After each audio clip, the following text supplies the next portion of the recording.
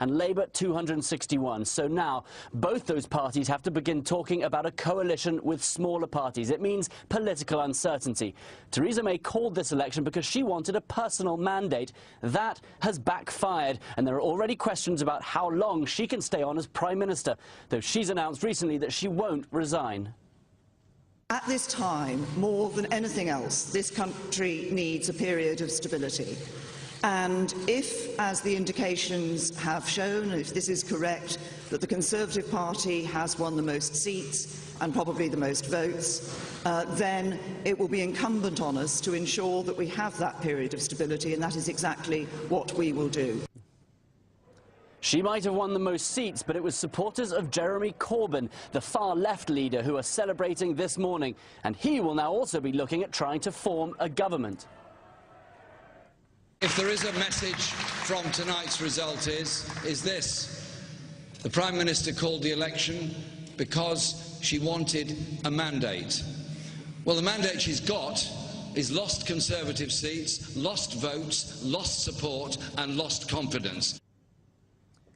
So a very fluid situation at the moment, though it does seem as if we're hearing the Conservatives might do a deal with the DUP, a Northern Irish Unionist party, and that might just push them over the limit. But political uncertainty here today in the UK. Back to you guys. It's different how they do it over there, but we're learning. All right, thanks so much, Benjamin. Yes, we are. Yeah. And also breaking a lot of news, James Comey's testimony confirming what the president has said all along. He did not collude with Russia. Yeah, this as the scorned former FBI director exposes himself as one of the leakers that's been wreaking havoc on the Trump administration. That's right, Garrett. Tenney is live in D.C. with the latest on the political drama, and there's a lot of it to unfold this morning, Garrett. There certainly is, Robin. Jillian, good morning to y'all. The White House is certainly billing yesterday's hearing as a win, though, with James Comey confirming that President Trump was not the target of an investigation and repeating that as of the time of he was fired, there is no evidence of collusion. But Comey also had some strong criticisms of the president, even calling him a liar about why he decided to fire Comey. A lot of the questions senators had revolved around two meetings Comey had with the president, one in which Comey alleges the president asked for his loyalty, and the other in which he allegedly asked Comey to drop the FBI's investigation into Michael Flynn. The president has said neither of those ever happened, but even in his own testimony, Comey wouldn't say if he believed the president's actions amounted to obstruction of justice. Did the president at any time ask you to stop the FBI investigation into Russian involvement in the 2016 U.S. elections? Not to my understanding, no. Did any individual working for this administration, including the Justice Department, ask you to stop the Russian investigation? No. Comey also criticized some of the media coverage surrounding the investigation, particularly false reports and information published by the New York Times, CNN, and others. In an exchange that seemed to even catch the senators off guard, Comey also admitted that after he was fired, a tweet by President Trump about there potentially being tape recordings of their conversations spurred him to leak one of his personal memos of the exchange. The president tweeted on Friday, after I got fired, that I better hope there's not tapes. I woke up in the middle of the night on Monday night, because it didn't dawn on me originally, that there might be corroboration for our conversation. There might be a tape. And my judgment was I needed to get that out into the public square. And so I asked a friend of mine to share the content of the memo with a reporter. And a source close to the president's legal team tells us that the president's attorney, Mark Kasowitz, is now planning to file a complaint with the Inspector General of the Justice Department over Comey leaking that memo. And this afternoon, we'll have our first chance to hear directly from the president about yesterday's hearings when he holds a joint press conference with the president of Romania. Robin, Jillian? And there's some interesting stuff about the timing of when he leaked that memo versus when the president's tweet came out as well. Absolutely. All right. Garrett, thanks so much. We'll get into that later on. James Comey's testimony now raising questions about the way that he ran the FBI. Tucker Carlson slamming the fired FBI chief for folding to political pressure from the left during Hillary Clinton's email server investigation. A month of shrieking hype, millions of words of ink, hundreds of hours of the shrillest television ever produced add up to pretty much nothing. We've got precisely as much proof right now that President Trump committed treason as we had 7 months ago when all this started. But that doesn't mean we've learned nothing. We have learned some things. We've seen the FBI exposed as a political battleground, and that is not reassuring to us citizens. We've had the executive branch's effectiveness compromised by dozens of politically motivated leaks, many of them untrue. We've had the media uncritically cheer on what has become unambiguously an attempt to bureaucratically overthrow a democratically elected leader. It's been a total disaster, a man-made one, and it's hard to see who outside of Washington has benefited from any of it. We learned that while investigating Hillary Clinton's private email server, Attorney General Loretta Lynch asked Comey to soft-pedal what was actually happening. She instructed him to call the whole thing a matter rather than what it was, an investigation. Now, that's political pressure if there ever was such a thing, but Comey went along with it anyway. But wait, there's inconsistent behavior here. Why did Comey agree to make untrue statements that echoed the Clinton campaign's talking points, he just admitted he did that, and then refuse to publicly say something completely true about President Trump, namely that he was not under investigation?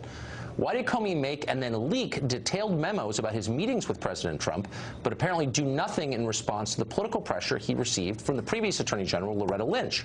And was this the only time that the Obama administration exerted political pressure on James Comey? We still don't know the answer to that last question, and it might be worth asking. The president is not a liar. Strong words from the White House after former FBI Director James Comey repeatedly accuses President Trump of defaming him and the agency he used to run. Yeah, Jackie Ibanez joins us now with reaction from the hearing. Jackie. Hi, good morning, Rob and Jillian. Well, the White House is backing President Trump following former FBI Director James Comey's testimony. Deputy White House Press Secretary Sarah Huckabee Sanders making one thing abundantly clear. Listen. I can definitively say the president's not a liar, and I think it's frankly insulting that that question would be asked. President Trump's outside counsel also responding to the testimony. Mark Kasowitz saying it proves what the White House has been saying for months. Mr. Comey has now finally confirmed publicly what he repeatedly told President Trump privately. That is, that the president was not under investigation as part of any probe into Russian interference. House Speaker Paul Ryan also coming to the president's defense. He says President Trump didn't intend to break protocol by speaking directly to Comey. The president's new at this. He's new to government.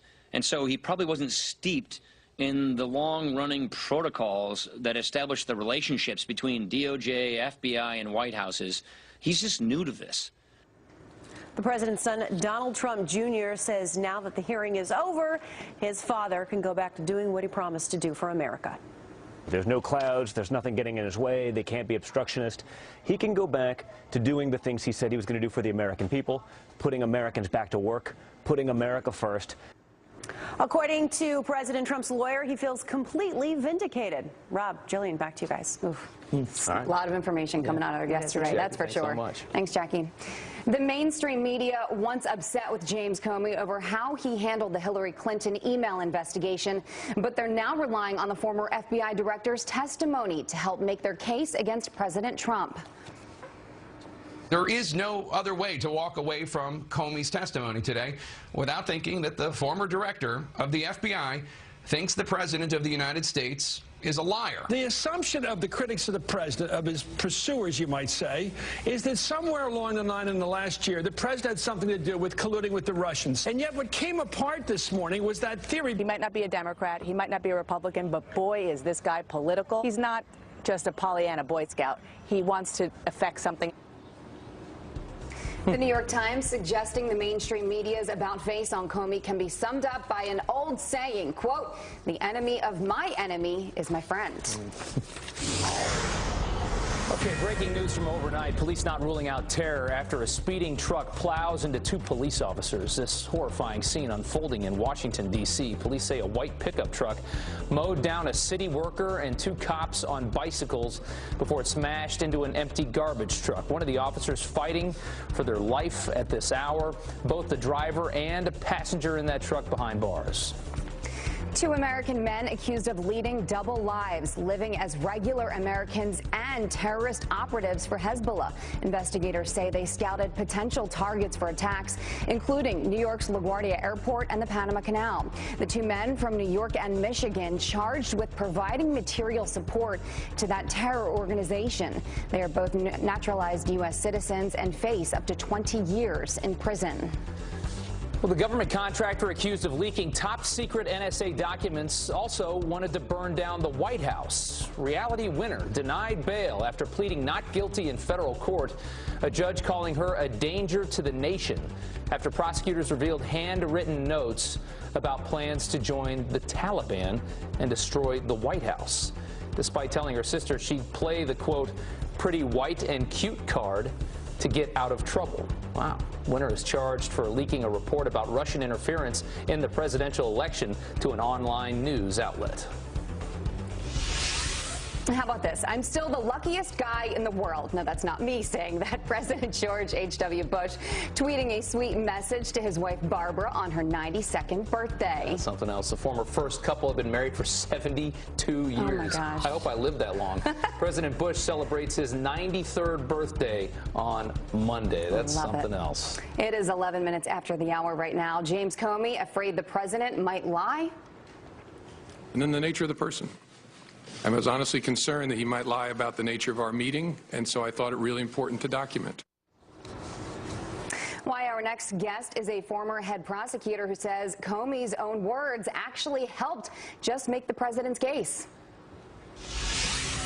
And he's ready to risk his life to protect ours and the country. So why can't this high school grad headed for the Marines accept his diploma in that new uniform? We'll talk about that. Former FBI Director James Comey saying during his 4-hour testimony yesterday that he wrote memos about his meetings with President Trump because he couldn't trust the president. That's right. Bob Bianchi is the former head prosecutor from Morris County, New Jersey. He joins us now early this morning with reaction to the testimony. Bob, thanks so much for coming on. I won't say that it was a great day for the president, but it did seem that there was some vindication there to some extent. It depends on what point of view you're going to be looking at it. From a political point of view, it could be somewhat problematic for him, but I only look at it from a legal point of view, not a Democrat, not a Republican point of view. But what James Comey essentially was saying was there was enmity or distrust between these two individuals, and that he started documenting conversations, but he made it very clear, and we would know as the head of the FBI, if he had felt that anything that President Trump was doing was illegal, then they would have opened a file for obstruction of justice, and he didn't do that. I say the day before, based on the testimony Comey gave, legally was very good for Donald Trump, President Trump. It's the actions that occurred after Comey was fired that became a little bit more problematic for President Trump legally. What specific actions are you talking about?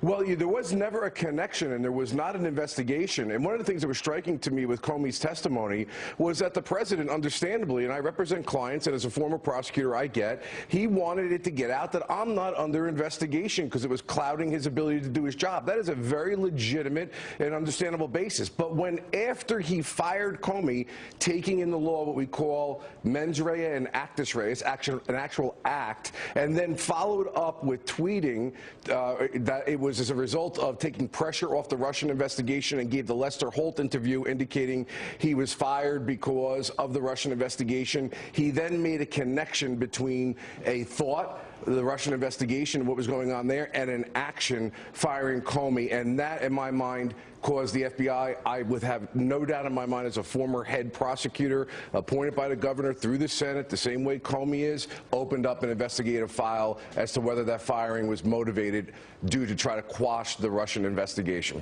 Yeah, that certainly does seem like a problem. It could be a problem. Let me ask you real quick about, I mean, this whole thing started with Russia, right? We find out through Comey's words yesterday that he doesn't believe President Trump had anything to do himself with Russia.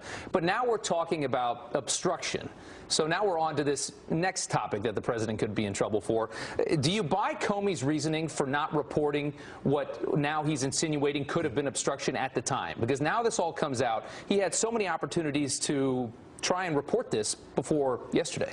Yeah, I know the public is confused by this, so I think that we have to understand the nature of the relationship that Comey has. And in fact, yesterday there were even comments by many Republicans about this. You're in a black box when you're an FBI person or a prosecutor. You get appointed through the political process, but once you're through it, you're supposed to be independent and uninfluenced at all by politics. And Comey was put between a rock and a hard place with that. So he starts documenting these things because, based on his testimony, which I found to be credible, if later on it becomes relevant, he has that information. But what he made very clear, in my mind, was that he did not believe that there was obstruction, that he was not under investigation. And to be honest with you, I, as the boss, President Trump being the boss, when he says, I want you to put out there that I'm not under investigation because it's compromising my ability to do my job, for the life of me, I can't understand why that wasn't done. I think that was a very reasonable request. Bob Bianchi, thank you very much for joining us. Pleasure. All right, thank you so much. More analysis of all this coming up later in the show. There's so much to talk about. 19 minutes after the hour now, millions of dollars in taxpayer money wasted on these now determined illegal signs. And guess what? Lawmakers knew the entire time. And as if you cared what they thought, Hollywood snowflakes chiming in on Comey's testimony. Carly Shimkus here with the top 3 trending moments on Twitter. Just 3, Carly? Millions and millions of people taking to Twitter even hours before ousted FBI Director James Comey was grilled on Capitol Hill. Carly Shimkus with Fox News headlines 24/7, Sirius XM 115, here with the top 3 most tweeted moments. That's right. It's probably hard to whittle this down. I know, right? Did you know that 3.6 million tweets were sent out about Comey's testimony between the hours of 7 a.m. and 1:30 p.m. yesterday, which is a huge number. So what are some people on social media talking about the most? Well, Twitter says that the top trending moment actually had to do with Senator John McCain and what some are considering a confusing line of questioning. Take a listen. So you got one candidate who you're done with and another candidate that you have a long way to go. Is that correct? All right, so Toki on Twitter says, I'm still mildly sedated by his babbling. Did I mishear, or did McCain seriously say President Comey at one point? So Senator McCain actually responded to this confusion in a statement. He says, maybe going forward, I shouldn't stay up late watching the Diamondbacks night games. What I was trying to get at was whether Mr. Comey believes that any of his interactions with the president rise to the level of obstruction of justice. So there you go. Now, as for the second most tweeted about moment, folks on social media had a field day when the former FBI director said the word Lordy. I've seen the tweet about tapes. Lordy, I hope there are tapes. I remember saying, I agree he's a good guy, as a way of saying I'm not agreeing with what you just asked me to do. Lordy, that's a first. I don't think I've ever heard that before, at least in this modern era that we're living in. The Merriam-Webster Dictionary also got involved, saying Lordy in particular has received quite the workout today. But that is not the only phrase that has tickled Twitter's funny bone. Take a listen to Mr. Comey when he said this as well. Yes, sir. There should be no fuzz on this whatsoever. The Russians interfered in our election during the 2016 cycle. They did. No fuzz. So that's the third most tweeted about moment. Juan on Twitter says, Comey states there was no fuzz about Russia's involvement in the 2016 election. Time for a special election. So no fuzz, Lordy. Taking us back a couple decades. Lordy, Mr. yeah. Comey. Sounds like my grandma. Yeah. So what about the president's kids? Well, you know, the president actually did not tweet during the hearing whatsoever, but his 2 sons certainly did. Donald Trump Jr. actually live tweeted the whole thing. He says, I'm pretty sure that Comey's testimony put his own character on trial. Leaks, admitted weaknesses, Lynch double standard. Coming on now, he closes that tweet off with this: 10 months of nonsense whose only apparent goal was to take down the president and stop him from doing, I believe, his job. And look at this. Eric Trump also responded saying, now let's stop this charade and get back to jobs, health care, taxes, infrastructure, our military, and making America great again. So no surprise there, guys. They spent their day, you know, defending their dad. And as we have learned over the years, Hollywood not afraid to say what they think. Can you believe it? Hollywood is mad at President Trump. Chris Evans on Twitter says, I've never wanted Trump to tweet so badly in my entire life. pick your phone up. Do it, do it. All right, and let's take a look at another tweet from him, if we can. Chelsea Handler, we'll get to them straight from the teleprompter, says Trump announced his new FBI director via Twitter. Can't wait for him to announce his impeachment via Snapchat. So she's kind of making fun of the president there. So let's get to some viewer comments. What do you think was the biggest moment from Comey's testimony? We want to hear from you. Let us know on Twitter and Facebook, and we will, read some of those comments later on in the show. There's a whole lot to choose from. It's so funny because majority of people, the last few weeks anyway, have been saying we don't want Trump to tweet, and now people are saying we want him to tweet. Yeah, where was he throughout this whole thing? Pick what you want. I have to say, I think my favorite moment from the entire thing was when he said that Trump ruined his dinner date with his wife. Oh my God. Can't forget that one. And I promised we'd fix that crappy monitor. Yeah, I'm really blaming you on this, Rob. Ever since you got here, things have been a little shaky. Thanks, Carly. Thanks a lot. Good morning. It is 27 minutes after the hour right now. He admitted to breaking the rules, but somehow the mainstream media walked away with this takeaway from Comey's testimony. The former FBI director told the world today that the President of the United States, Donald Trump, cannot be trusted. The key word this evening, lie. Well, some perceived liberal bias that you're going to want to hear. That's coming up.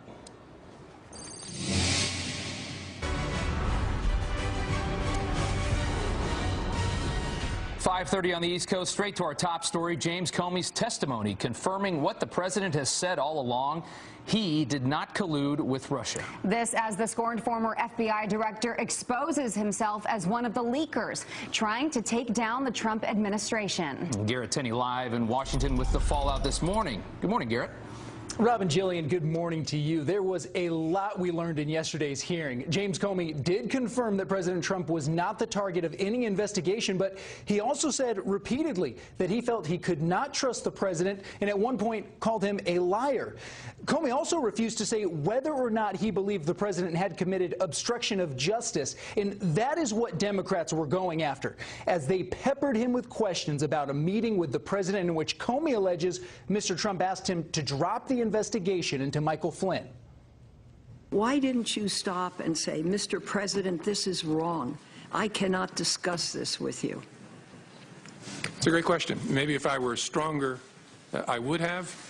I was so stunned by the conversation that I just took it in. And the only thing I could think to say, because I was playing in my mind, because I could remember every word he said, I was playing in my mind, what should my response be? And that's why I very carefully chose the words. And look, I've seen the tweet about tapes. Lordy, I hope there are tapes. Comey criticized some of the media coverage surrounding the investigation as well, particularly false reports and information published by the New York Times, CNN, and others. But he also admitted that he himself leaked one of his personal memos after he was fired to push back against the White House's depiction of him. Now, apart from the Russia investigation, Comey also shed new light on the FBI's investigation into Hillary Clinton's email server and concerning behavior by then Attorney General Loretta Lynch that led him to leave her out of the loop when he announced the findings in July. Was your decision influenced by the Attorney General's tarmac meeting with the former President Bill Clinton? Yes, in a ultimately conclusive way. At one point, the Attorney General had directed me not to call it an investigation, but instead to call it a matter, which confused me and concerned me. And in a bit of a surprise, as y'all were talking about, President Trump did not send out any tweets during Comey's hearing yesterday, but this afternoon, we may have a chance to hear his thoughts on it when he holds a joint press conference with the president of Romania. Stay tuned. Rather hear that than a tweet. That'd be great. Garrett, thanks so much. You got it. Idaho Senator James Risch was part of yesterday's hearing. He says the former FBI director had a duty to clarify the president's comments on the Flynn investigation before going public, but his failure to do so has led to serious consequences. The president said he hoped for an outcome. Now, Mr. Comey said, and Mr. Comey's a good lawyer, that he took it a different way. Look, this is the big leagues. This can't be mushy. If he thought the president meant something different than what he actually said, he should have said, well, Mr. President, exactly what do you mean? Or, Mr. President, are you telling me I should do this? You can't just sit and let this mush up. I'm a prosecutor. I prosecuted lots and lots of cases. You can't prosecute somebody for hoping something. It doesn't work. I've never heard of a case like that. As Fox News contributor Charles Krauthammer points out, Comey treated the Democrats much differently than he treated the president in recent months. The attempt of the Democrats to turn Comey into some kind of secular saint is not only hypocritical, it's laughable. He admitted his own cowardliness. He should have stood up and said, Mr. President, we can't do this. Or, Mr. President, I'll resign. Or, Mr. President, you know, I have to go upstairs to my boss, to the Attorney General, or to Congress and tell them what's going on here, because it shouldn't be. He should have done all of that. He didn't, but he even told us, as I said earlier, that with Loretta Lynch, he folded like a cheap suit as well.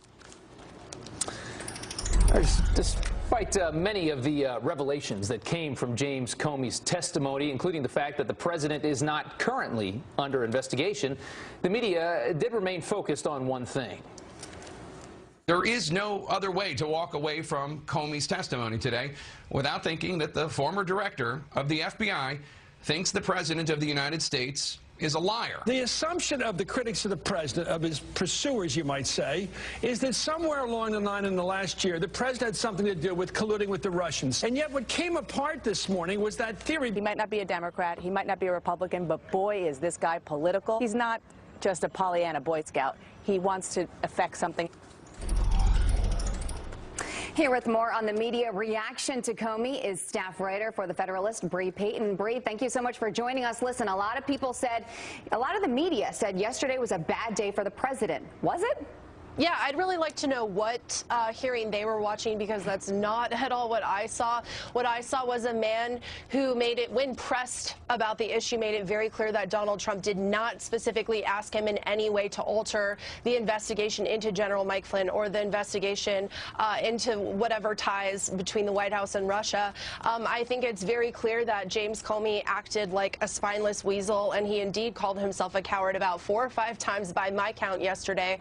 And I think it's very clear that he is spinning this rather elaborate narrative in an effort to cover his tail. I think it's very clear that his intentions are not for the good of the country, or not for the sake of transparency. And I think the media is covering that up and spinning a different narrative, because what really happened just doesn't fit their agenda. Yeah, I wouldn't say that the president had a good day yesterday, but I think that Comey eviscerated everybody almost equally. He got Loretta Lynch even in there. He got the media in there, and he also got the administration in there as well. The New York Times article back from February regarding Trump officials meeting with the Russians, he said that was almost completely false. A CNN ABC story that Comey would actually deny Trump's claim that he wasn't under investigation came out completely false. Is this tantamount to just bad journalism, or is this bias? I mean, did he identify a bias? Yeah, well, I think what is clear is that a lot of the reports containing information from unnamed sources end up being wrong most of the time, right? And I think that that's something that James Comey pointed out during his testimony yesterday. And I think, but I do have to say, I think, you know, the memos that he supposedly wrote after these interactions with the president, that he leaked to his friend, that the Senate Intelligence Committee hasn't actually seen themselves, and a line of questioning made that clear yesterday. He leaked those to his friend, who then leaked them to a New York Times reporter, and that New York Times reporter hasn't actually ever laid eyes on the memos, right? So I think in the same vein that he is identifying a bias, I think he is also